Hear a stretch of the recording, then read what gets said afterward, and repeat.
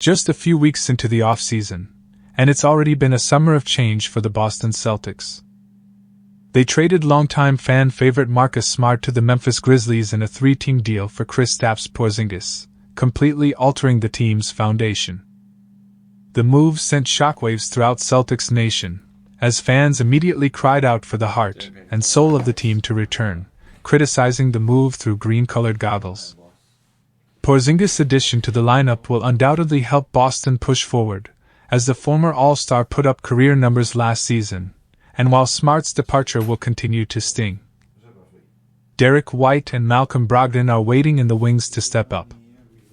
However, despite Brad Stevens' supposed confidence in Brogdon's abilities heading into next season, bringing him back into the fold is an eyebrow-raiser. That's not to say Brogdon isn't capable. He's coming off a 6th Man of the Year season. Having him in Boston playing that role again would be great, but how does he feel about it? Maybe Brogdon is a complete professional and will forget about the past week's events, but for about 5 hours, he was traded. The Celtics shipped him off the LA Clippers in a Porzingis trade that never happened. And with the reports that Boston isn't done making moves, there's a chance he's still traded. That may sound like a scary proposition considering Smart is already gone. Going from 3 starting caliber guards to 1 is a massive shift, but it could be made possible by the real winner of the Smart trade, Payton Pritchard.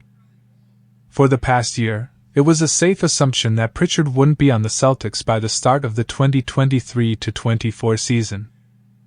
He spent the entirety of this past year glued to the bench, used sparingly in moments when Boston needed a spark.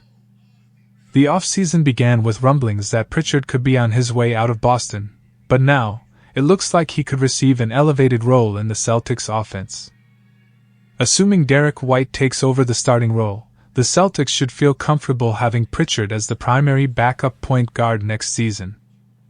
If they trade Brogdon, adding a 3rd-string guy would be necessary, but if Stevens feels extra help on the wing is more important than Brogdon, Pritchard will be ready and capable. A season of sitting on the sidelines may have some forgetting what Pritchard is capable of. His 3-point percentage dropped this past year, but that was simply a byproduct of his inconsistent playing time. If a shooter isn't given minutes to generate a night-to-night rhythm, his touch will fade. In his first 2 seasons in the league in which he played at least 65 games each year, Pritchard shot 41.1% and 41.2% from deep, respectively. That's the definition of consistency, especially considering he attempted virtually the same number of shots. Pritchard's numbers are on par, or better, than the average backup point guard in the NBA. During his rookie season, when he played just over 19 minutes a night, Pritchard averaged 7.7 points, 2.4 rebounds, and 1.8 assists per game. This past year, only 6 backup point guards, min. 65 games played off the bench, put up those numbers or better while coming off the bench. Brogdon, Emmanuel Quickley, T.J. McConnell, Cole Anthony, and Kobe White, and only 10 guards achieved the feat at all. Obviously, if the Celtics decide to trade Brogdon, bringing in more guards will be important. Running with White and Pritchard as the only guards on the roster isn't a great game plan. But Pritchard would be a fine choice for the backup role, providing Stevens with some breathing room regarding who he targets in potential trades.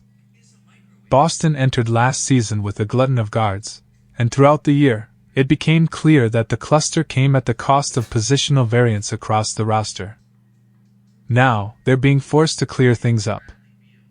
But the fact that they had so many capable guards means they now have plenty of trade assets to work with, and considering Brogdon's contract and value,